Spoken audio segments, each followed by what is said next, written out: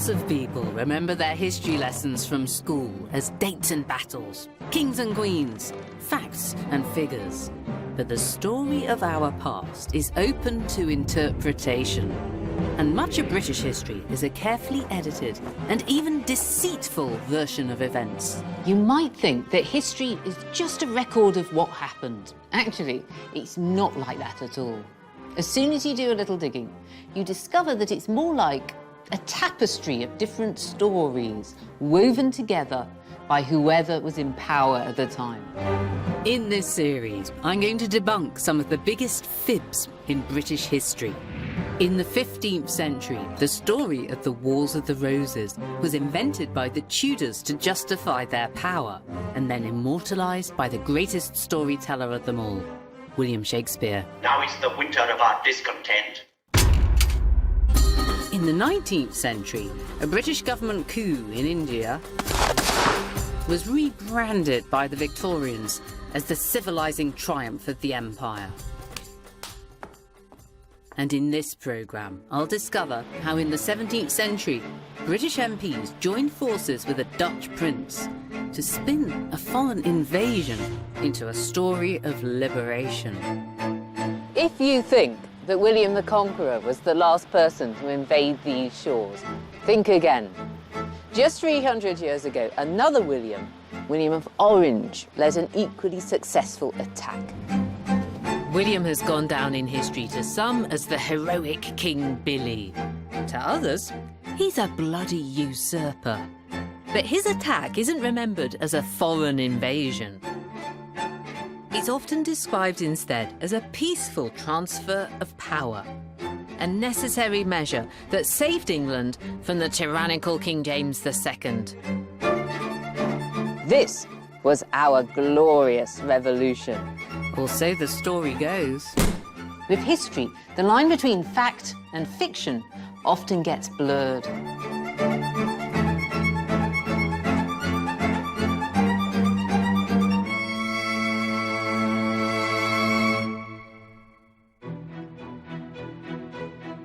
In the 17th century, the English civil wars between royalists and republicans tore the country apart, and Charles I was beheaded. Never again would the monarchy be allowed to wield absolute power. So in 1685, when James II became king and started throwing his weight around, his enemies decided that something must be done. What followed became known as the Glorious Revolution. James II is the villain of this carefully constructed tale. He abdicates, giving way to the noble Dutch Protestant William III of Orange and his English wife Mary. In this swift and glorious transfer of power, the golden couple put an end to the absolute power of the monarchy. They banish Catholicism and restore order and liberty to our nation. And all without a drop of English blood being spilt. For many people, James II was a good old-fashioned tyrant, harking back to the bad old days of Charles I. But the biggest problem with James was the fact that he was a Catholic king in a country that was largely Protestant. In England, at least, a Catholic monarch was associated with absolutism. He believed in the divine right to rule and to ride roughshod over his subjects. James didn't do much to play down this tyrannical image. When a rebellion rose up against him, he executed 250 of the participants. And when 7 Anglican bishops dared to challenge his pro-Catholic policies, he threw them into the Tower of London. James's enemies wanted a Protestant monarch who respected the powers of Parliament. So James was a Catholic. He appointed his fellow Catholics to high office, that caused annoyance, and worst of all, he married a Catholic, Mary of Modena. This meant that any children, any heirs that they might have, would be Catholics too. But for James's Protestant enemies, there was a glimmer of hope. James hadn't produced a Catholic heir. He only had his 2 daughters, both Protestant, from his first marriage. And his new wife, Mary, had lost 8 children as a result of miscarriages, stillbirths, and deaths in infancy.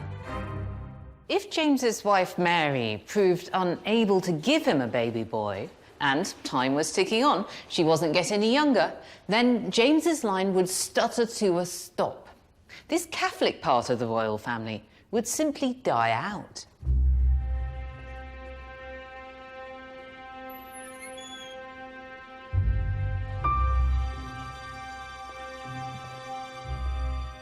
Then on the 23rd of December, 1687, it was announced that Mary of Modena was pregnant again.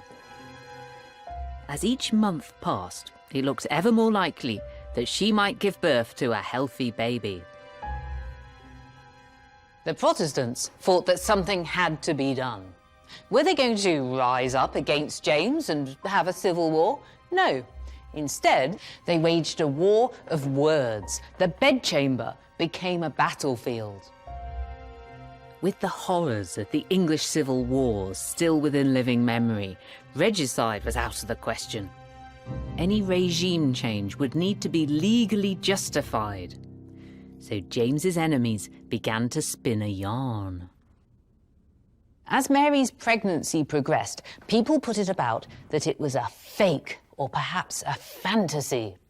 Even James's grown-up daughters, the Protestant princesses, Mary and Anne, got in on the act here. They spread gossip that nobody had felt the baby quickening, and here's the clincher, nobody had seen any milk. But on the 10th of June, 1688, Mary of Modena defied the doubters and gave birth to a healthy baby boy. Now, you might think that the birth would have put an end to the debate, but in fact, it intensified it, because some people said that the real baby had died and that an imposter had been smuggled into the Queen's bed in a warming pan.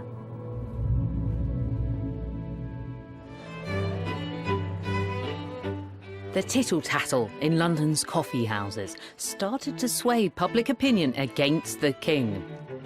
And James's response only made the situation worse. He summoned 42 witnesses to make sworn statements that they'd seen Mary give birth. James published these depositions. It was an attempt to silence his Protestant enemies. John, tell me a bit more about this warming pan incident. How did it actually work? Comes from quite an innocuous detail in these depositions. So there's a gentlewoman of the bedchamber called Margaret Dawson who says, "I saw fire carried in to warm the Queen's bed in a warming pan." But then in this pamphlet, a full answer to the depositions, which basically goes through the depositions and tears them to pieces and says, this isn't good enough, this isn't enough detail, it's not enough evidence. It picks up on this detail of the warming pan. And it says inside that warming pan was an illegitimate child who had been born in the convent next door. The pamphlet gives us the route that the child took. It's carried through these passages, so this is the passage below, up some stairs, through a closet above, through some more passages above, through here, through a gallery, then through some lodgings, and then into the Queen's great bedchamber, into the bed where she's in labour. And through the curtain, and the dot goes all the way into right the up bed into itself. the bed, and then they pop the child into the bed. It must have happened. The map says that it did. Indeed. What other sort of stuff was produced that helped to tell this story of the warming pan? What we have here is a pair of images, the first of which is celebrating the prince's birth. So you have Mary of Modena here, with her hand in the Prince of Wales's crib. The Prince of Wales here is looking very splendid. He has some flowers in his hair, and it's a kind of... Hurrah, we've got a lovely little baby boy. Exactly. Isn't that lovely? And then what happens in this one? It's in been this one, subverted a bit. It is. This figure that's added in here is Father Edward Petre, who's an English Jesuit who had rose to be an advisor of James II. This led to rumours that he was, in fact, the father of the Prince of Wales. Which is why he's creeping up behind her and giving her a squeeze. That's exactly right. Do you think it's possible that James II wouldn't have got into so much trouble if he'd been able to tell a better story? One of the problems is that the warming pan fiction is, even though it's not plausible, that people are willing to go along with it because they would rather believe that the child was illegitimate than face the prospects of an England that is Catholic for years and years and years. The warming pan affair may sound far-fetched, but it was a juicy tabloid tale, powerful enough to stir up treason.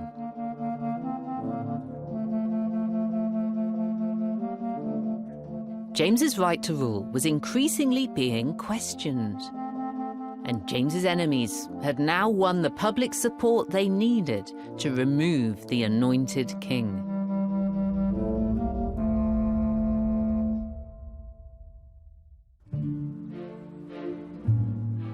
There was once a grand Tudor mansion here in the village of Hurley on the banks of the River Thames.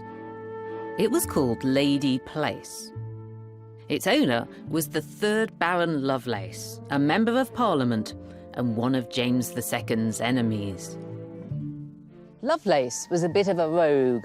He was a drinker and a gambler, and above all, a Catholic hater. Once he got a court summons for some public order offence, but the magistrate issuing it was a Catholic. So Lovelace took his court summons, he screwed it up, and he used it to wipe his bottom in public.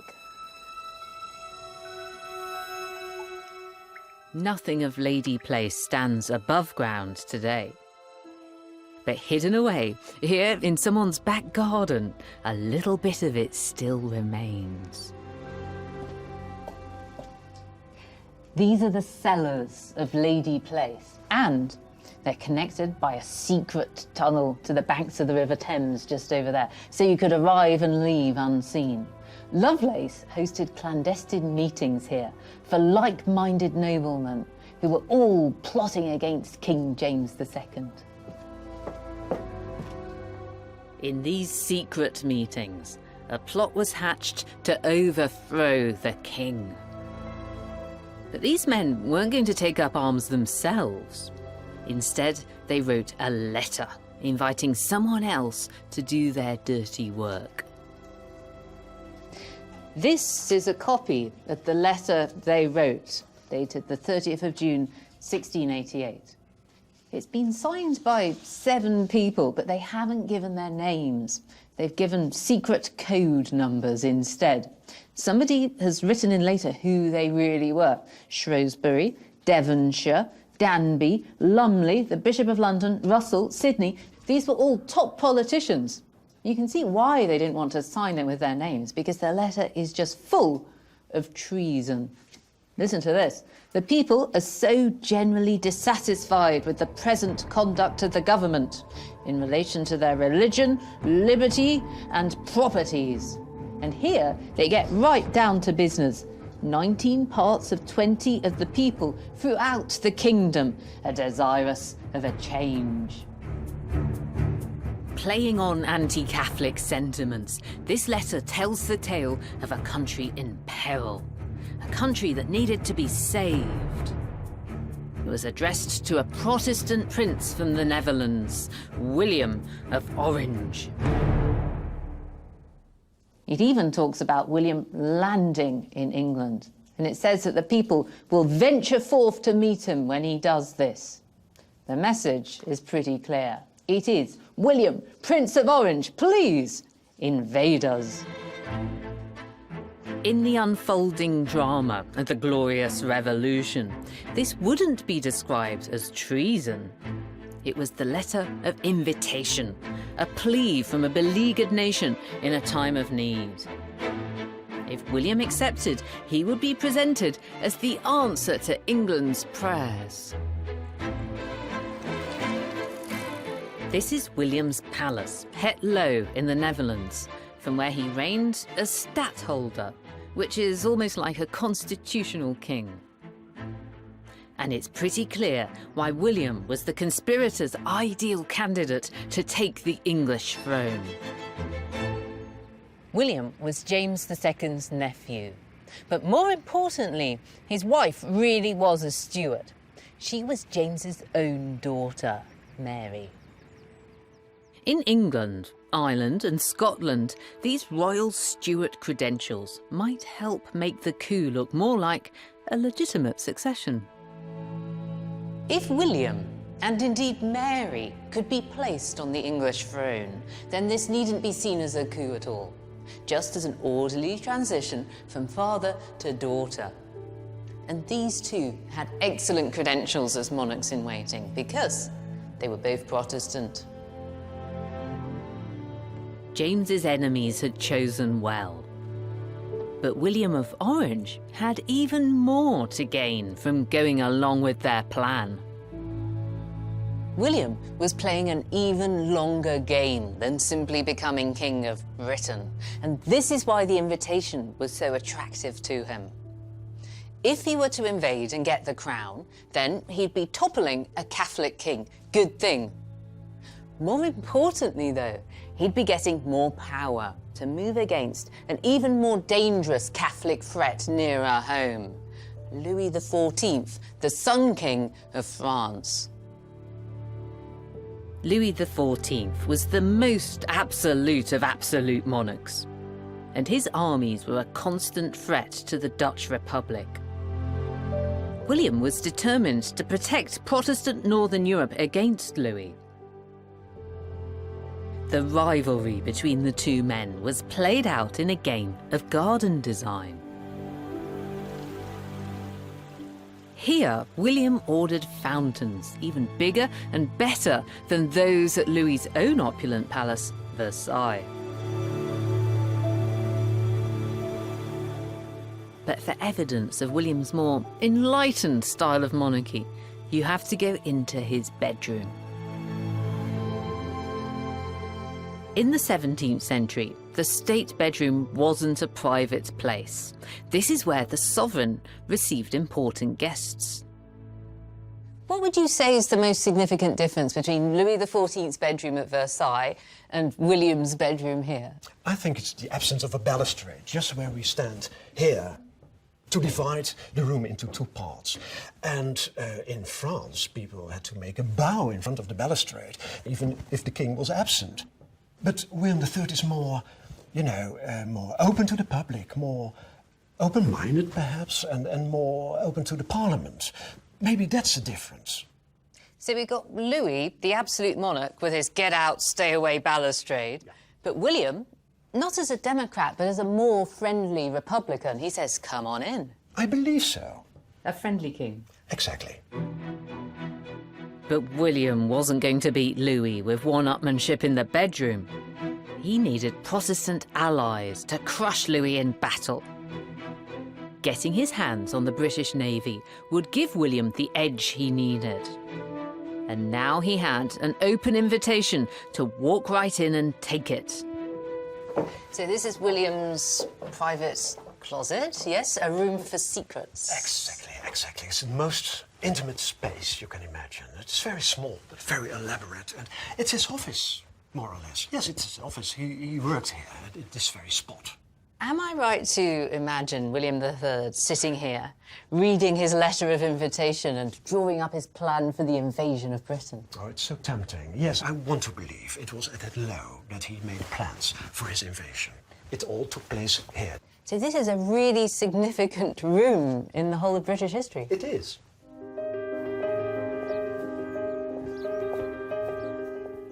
Britain's parliamentary conspirators had their champion lined up. But who was really controlling the narrative here? Now, we think that William was invited to invade England, but what's the real story? It's more complicated than that, isn't it?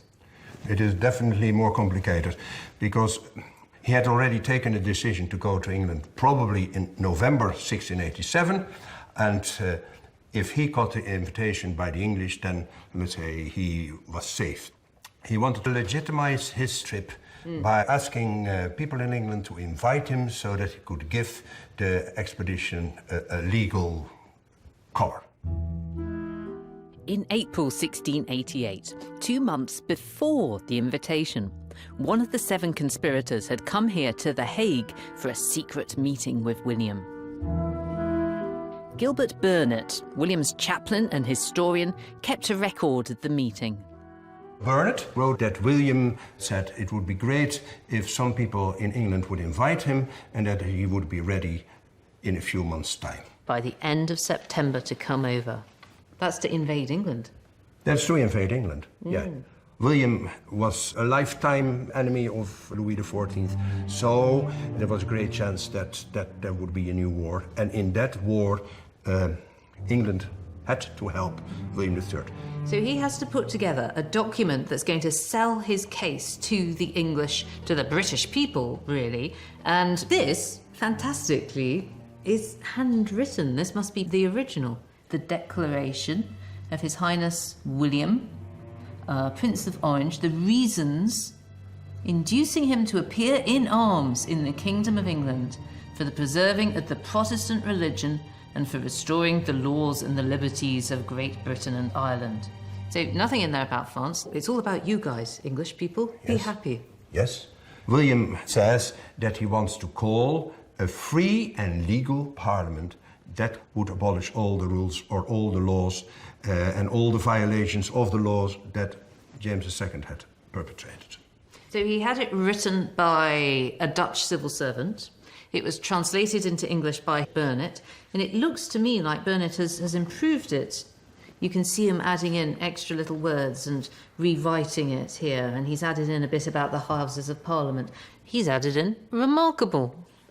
Presumably that was all helping to sell the case, to make it smoother, to make it more acceptable to the British. Because, of course, the English people weren't going to know anything about the real plans of William III with England, namely that England would have to join him against France.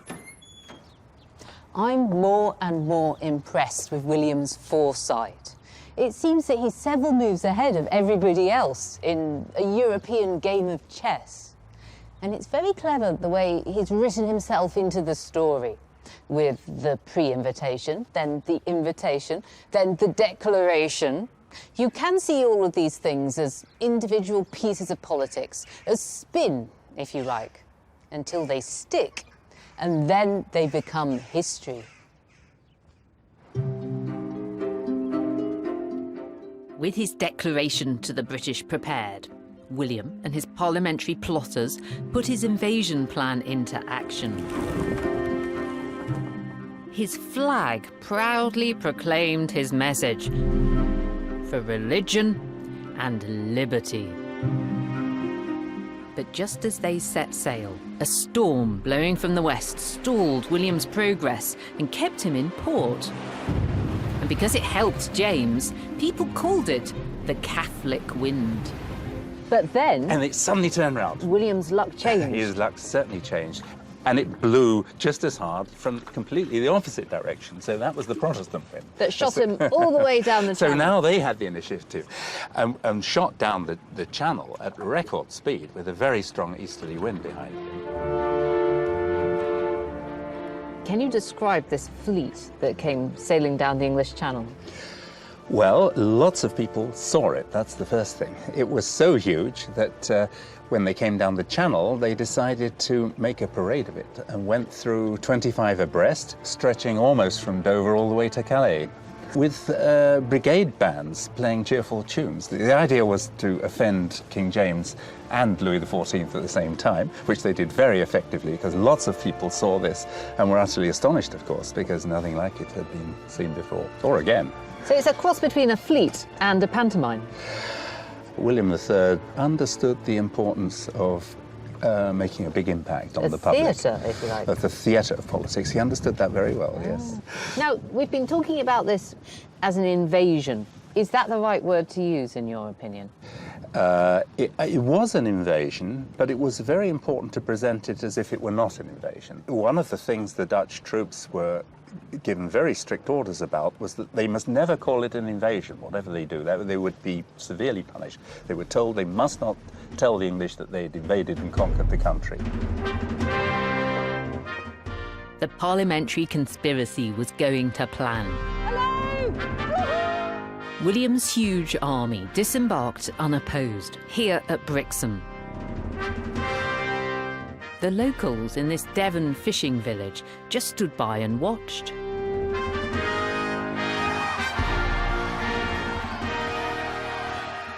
One Dutch observer reported that all along the roadside, the men, the women and the children were waving out, "God bless, 100 good wishes to you." Well, he was Dutch, he would say that, wouldn't he? William really had left nothing to chance. Amongst all these supplies coming off the ships at Brixham, the spare boots, the pickled herrings, the horses, there was one more vital weapon of war. It was a printing press. Before setting sail, William printed his version of events, 60,000 copies of the Declaration, an early example of printed propaganda. And as soon as he landed, he started printing even more. William was carpet bombing England with his manifesto. His declaration was everywhere, listing his reasons inducing him to appear in arms in the Kingdom of England. He's not keeping a low profile, is he?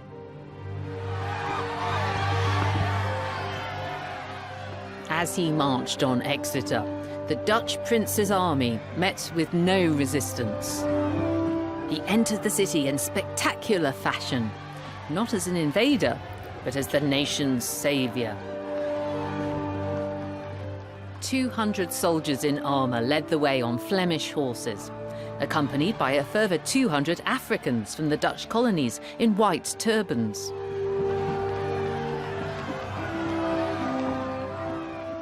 William himself was dressed in gleaming armour, a white plume blowing in the wind. He was riding a white horse. His banner bore the words, "God and the Protestant religion." If you knew your Bible, the symbolism was pretty obvious. A white horse heralded the arrival of a divine conqueror, or even Christ himself. In the book of Revelation, heaven opened, and behold, a white horse. He who sat on him was called Faithful and True. In righteousness he judges and makes war. In his eyes are flames of fire, and on his head are many crowns.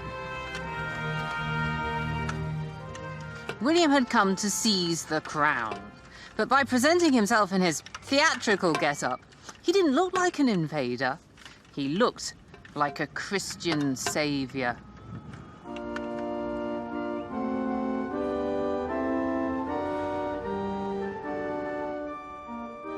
William's theatrical progress didn't stop there. In Exeter Cathedral, he ordered his chaplain to preach from the text of his declaration, with its theme of a free parliament. The securing to the whole nation the free enjoyment of all their laws, rights and liberties under a just and legal government.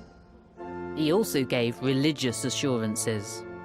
The preservation of the Protestant religion, the covering of all men from persecution of their consciences. The chaplain then led the congregation in the Te Deum, a hymn in which the people asked God to save them, to lift them up, and most importantly, to govern them.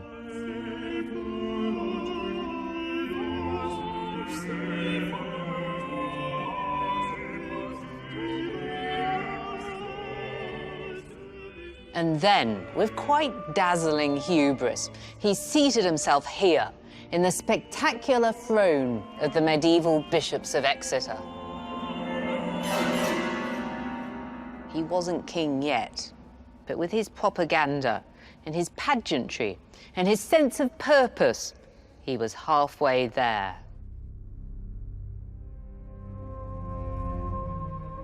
The Dutch prince was cleverly transforming himself into a very British hero. A Protestant knight in shining armour, leading a glorious revolution. Not an invader, not a usurper, but a liberator. James was in trouble. And as he prepared for battle to put an end to William's story of triumph, disaster struck. James had a nosebleed and retreated from the battlefield. The conspirators said that the nosebleed was a sign of weakness. And when James fled England, they announced that the king had abdicated. The fleeing James had gone into exile in Louis XIV's Catholic France. To his enemies, this confirmed where his true loyalties had been all along.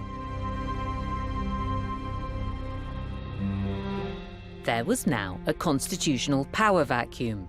For William to fill James's royal shoes, he and the parliamentary conspirators would have to keep promoting their agenda. William's glorious progress had to be turned into a plausible new chapter in British history. Mary's Stuart lineage now came into play. She and William were offered a joint monarchy. They'd rule together. This had never happened before, and it hasn't happened since. But this special arrangement allowed a story that was really about conspiracy and intrigue to be transformed into the tale of an orderly succession. On the day William and Mary formally accepted the joint crown, they had a declaration read aloud to them. It defined the limits of their power, as well as the duties and responsibilities they owed to Parliament. That declaration was enshrined in law as the Bill of Rights. It set down Protestant superiority in law and banned Catholics from ever taking the throne. It enshrined certain civil liberties, and it ordered that no law should be imposed without parliamentary approval. Most of all, it formalised a narrative that backed up William and Mary's claim to the throne. The Bill of Rights gave the conspirators the constrained monarchy they wanted. It strikes me that this bill was a very finely judged piece of sort of political magic. Is that correct? I think that the main thing that it was intended to try to sort of persuade people of was that this was not an invasion, but it was rather a legitimate coronation. So in the first part of the document, it's an attempt on the part of the political nation to wriggle out of a slightly sticky situation. That's to say, they've got to characterize James as a tyrant and as therefore illegitimate, which makes the revolution legitimate. Having written James and any future Catholic threat out of the picture, the Bill of Rights now declared William and Mary's legitimate right to rule. So that's part one, and then part two is the future, is it? That's right, yes. So part two is the Declaration of Rights proper. It is, if you like, that bit that might be seen as an expression of enlightened ideas, an assertion of the liberty of the people and of the sovereignty of Parliament. So, for example, they say there that the king may not raise taxation without the consent of Parliament, that there has to be free elections, that there has to be freedom of speech in Parliament. The transition from a monarchy with absolute power to a monarchy in service to Parliament was almost complete. The Bill of Rights began what we now call our constitutional monarchy. It's the foundation stone of parliamentary democracy. The Bill of Rights was a winner's charter. It was written by and for the supporters of the new regime. It legitimised the joint monarchy of William and Mary, but it also gave more power to Parliament. Much more power. So much that you could call it a revolution. And if you happen to be a Protestant parliamentarian, then you might even think that it was all rather glorious. The events of 1688 now had a suitably grand title. The conspirators were determined to find the perfect words for this glorious and historic episode. Best of all, the coup had gone like clockwork, so they could describe it as a peaceful transition. A bloodless revolution.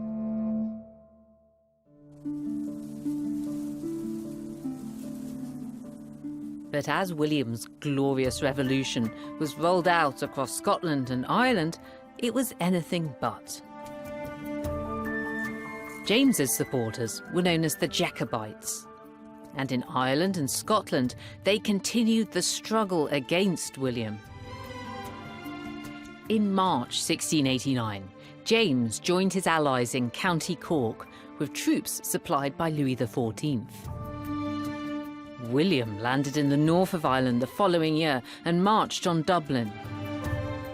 On the 1st of July 1690, their armies met here, on the banks of the River Boyne.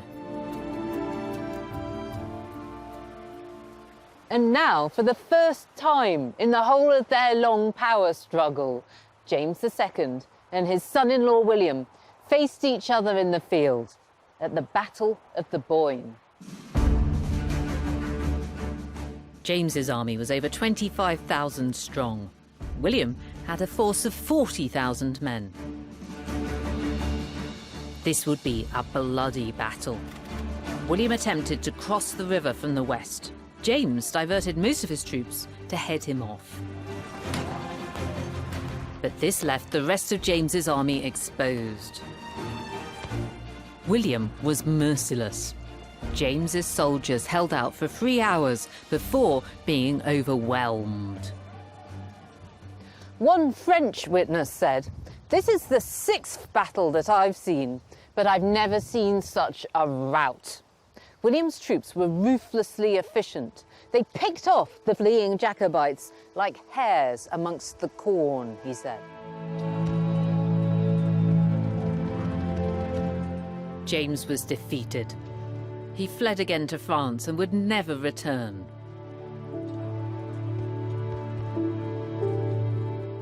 But the fighting continued, and William sanctioned even bloodier slaughter elsewhere. A year after the Boyne, William's men met Jacobite forces at Aughrim in County Galway on the 12th of July 1691. It was carnage. The Jacobites suffered losses of 7,000, William's side only 700. In the aftermath of the battle, one observer reported seeing Irish soldiers with mutilated limbs, asking for the sword as a remedy. Meanwhile, others, he said, spewed forth their breath mixed with blood and threats. There was so much blood that it flowed over the ground, and you could hardly take a step without slipping in it.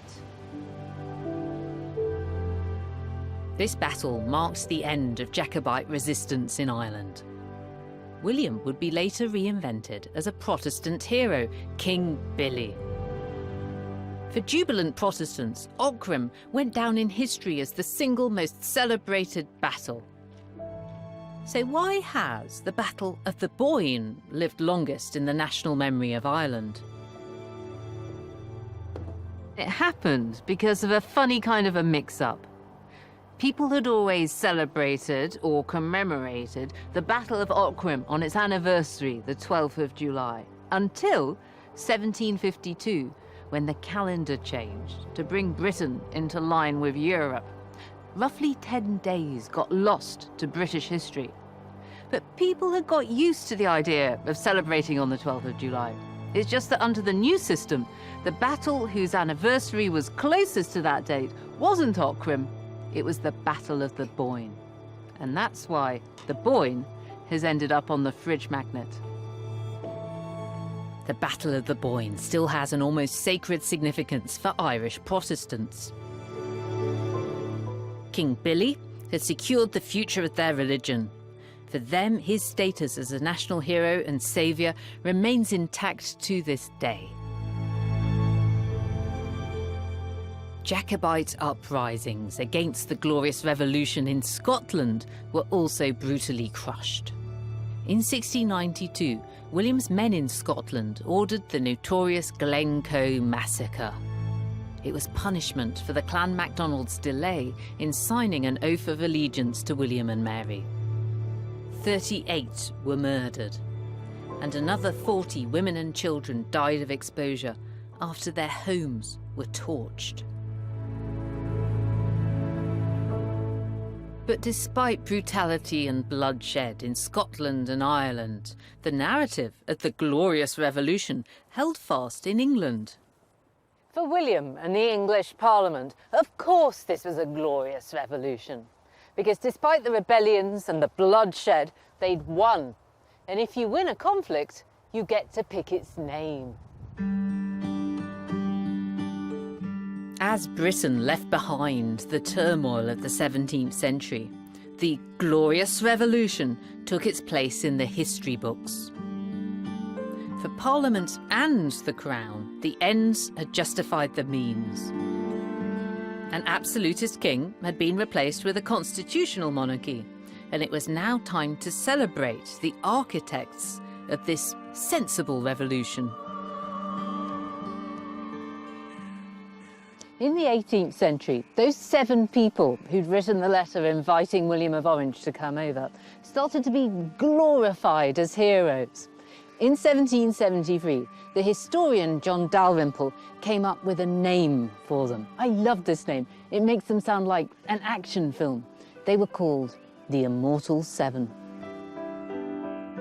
And the Cellars of Lady Place, where the plotters had met, became a site of pilgrimage. The conspirator Lovelace had brought William himself down here after his coronation to see the hallowed place where it all began. And successive kings would visit it as it became a shrine to the Glorious Revolution. And this inscription that marks the fact that the revolution of 1688 was begun here. This was a bit of brazen myth-making, but it chimes perfectly with the national mood.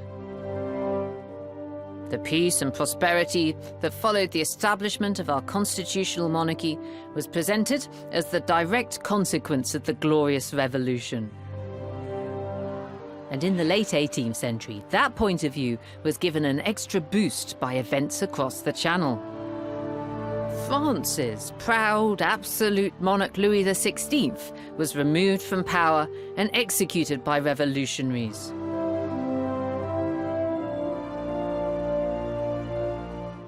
The violence and terror of the French Revolution sent shockwaves around Europe. In Britain, it was held up as further proof of the virtues of the orderly transfer of power in 1688.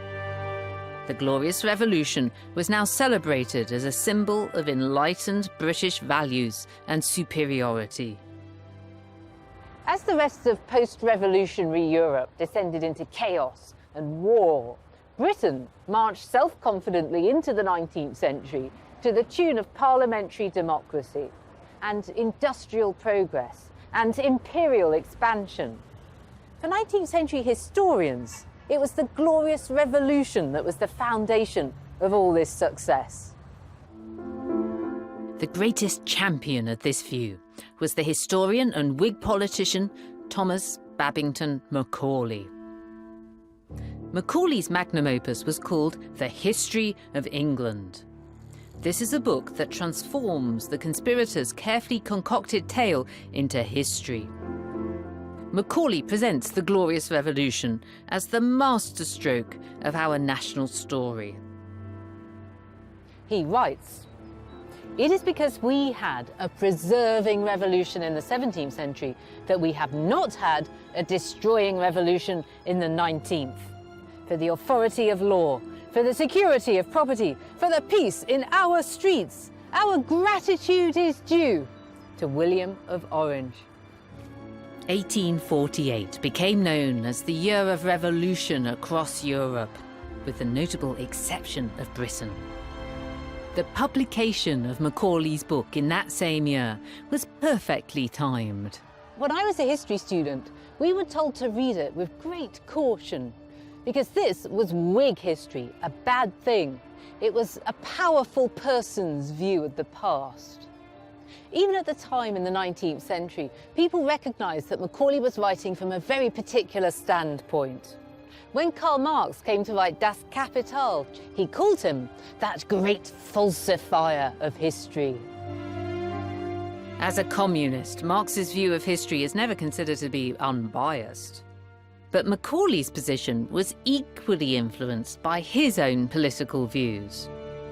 He was a Whig politician, a member of a party that saw Victorian Britain as a shining model of democratic progress in action. For the Whigs, this was only possible because of our glorious revolution.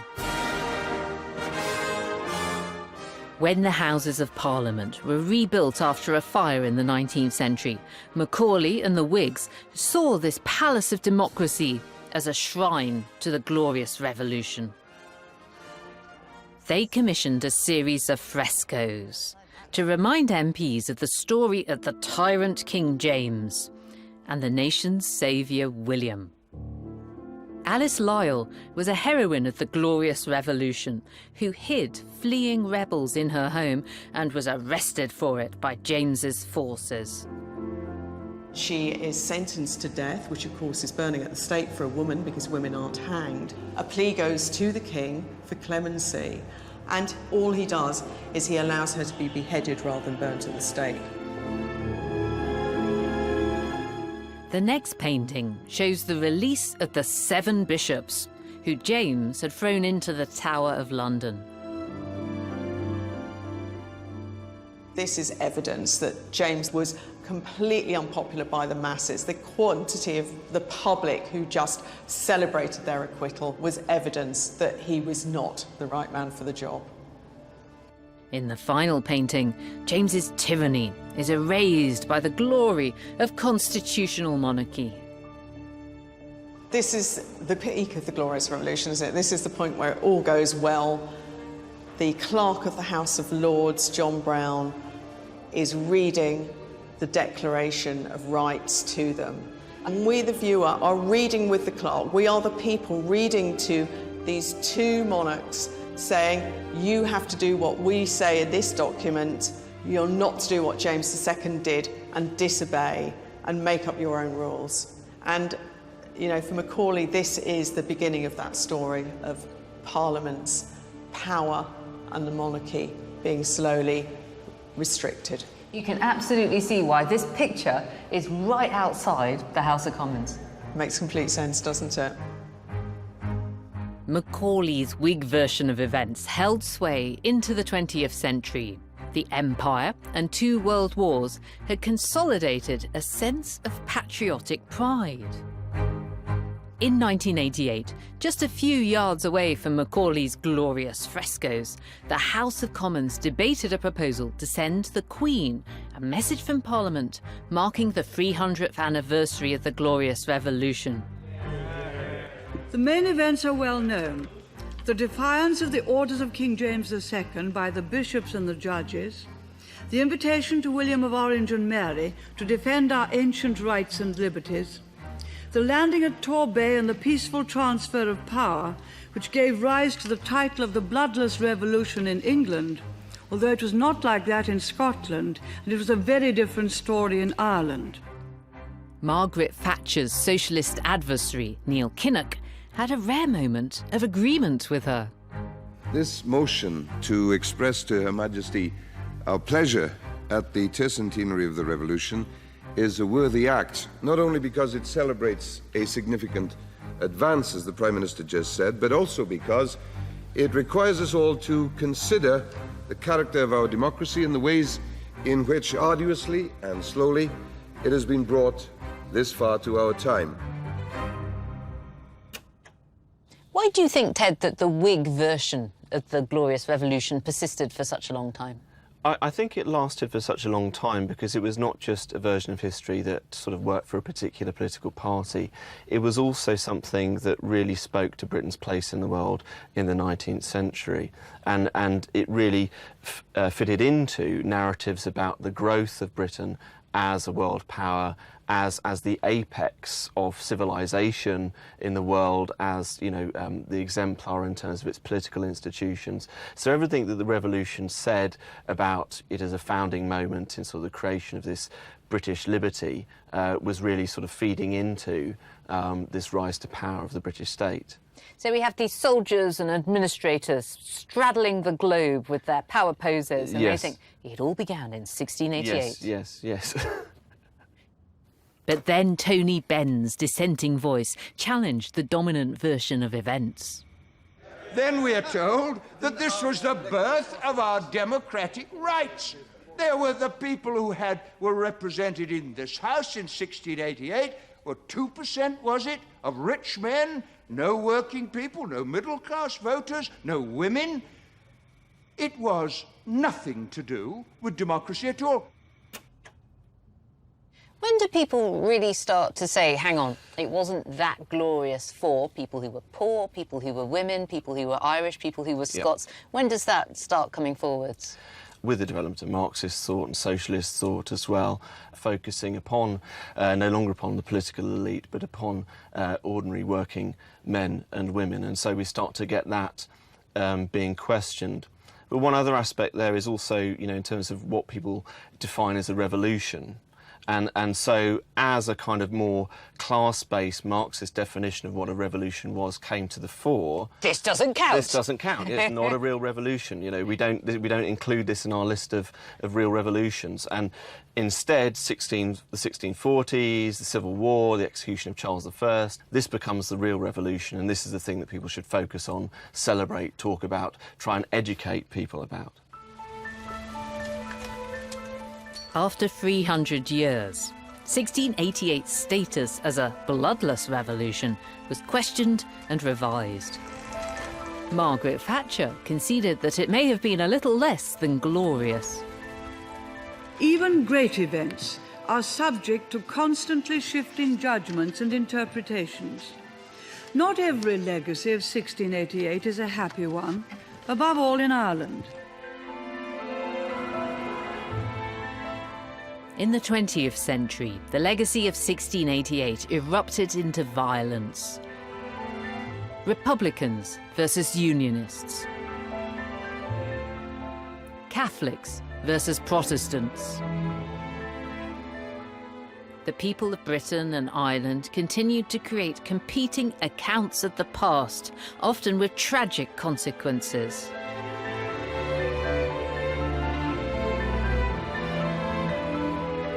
For Protestants celebrating the Battle of the Boyne, the hero of the drama retains his power to this day. His image is paraded in the orange marches held in his name. And even when the marchers move on, his image remains. In some parts of Belfast, then, you can still spot images of William III. He's part of the fabric of the city, riding about on his white horse in his 17th century wig and coat. He looks a bit incongruous in this urban environment. He's a long way away from the palaces and battlefields where he really lived.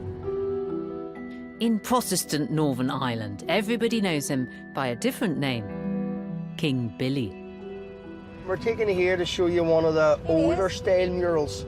Prince of Orange. Prince of Orange. Ooh. I see King Billy's on his white horse. And it is significant because the first mural or painting, wall painting of Billy was in East Belfast back in 1904, and he was painted on a white horse. His horse was never white, his horse was brown. A white horse would have made him a very easy target. The horse is white because it looks glorious, a white stallion. And you can always see it looks like it's walking on water. So that portrays him as like a god-type figure. So, Peter, who is King Billy in the minds of all of his supporters? Well, in certain areas in the city, if God sits here, Billy sits about 3.5 inches above him. So that's how important he is. Yeah. What do Catholics think about King Billy? See, would you like me to be honest? When I grew up, Billy was just a hate figure. A hate figure? He was a hate figure because, well, his army defeated the Catholic army. Yeah. The celebration, the Orange Men, July 12th, the bonfires, most Irish Catholics see it as the parades rubbing their nose in orange dog poop a couple of thousand times a year. Yeah. So for one side, he's history and culture and identity, and the other side, he is seen as a villain. The troubles that scarred Britain and Ireland throughout the 20th century are a vivid reminder that there's never one definitive version of history, and that the past is always interpreted through the eyes of the present. In 1998, the people of Northern Ireland voted for change. Yes, 71.12%. The Good Friday Agreement came into force, and tensions finally began to ease. But 1688 still has a powerful place in Irish culture. In 2007, a Jacobite musket from the Battle of the Boyne made a rare public appearance. On a joint visit to the site of the Battle of the Boyne, Northern Ireland First Minister Ian Paisley and the Irish Prime Minister Bertie Ahern shared a photo opportunity with it. The gun became an unlikely prop in the peace process. 8 years later, the musket came up for auction here in Belfast. This deadly-looking thing was made at the Tower of London in 1685 for James II's army, hence the J2R on the side of it there. It was used by a dragoon, almost certainly at the Battle of the Boyne. A dragoon is a soldier who gets off his horse to fight, and he fires his carbine. This is a sort of short musket. As he does so, flames come out of the end of it, which look like the tongue of a dragon, which is why he's called a dragoon, and which explains the lovely little picture of a dragon on the side down here. At the auction, the gun was sold for a hefty £20,000 to an anonymous telephone bidder. Later it came out who this had been. It was the Museum of Orange Heritage. This Jacobite gun was bought by the very people against whom it had originally been fired. The museum was adding a new chapter to the tale of the Revolution. Exhibiting this Jacobite artifact in an orange institution can be seen as an attempt to bring the two opposing sides of history back together. The established account of William's glorious revolution, created in the 17th century and reinforced by later history makers, has cast a long shadow in Ireland. But now, some light is shining in. Instead of reverberating to the roar of cannon fire, the charge of men, the shot of musket, or the clash of sword steel, today we have tranquility of still water, where we can contemplate the past and look forward to the future. Invitation or invasion? Liberator or usurper? Triumph or treason? The story of the Glorious Revolution is still being written. One of the biggest fibs in British history. Next time, I'm in India discovering how the British Crown reinvented the Raj in the 19th century.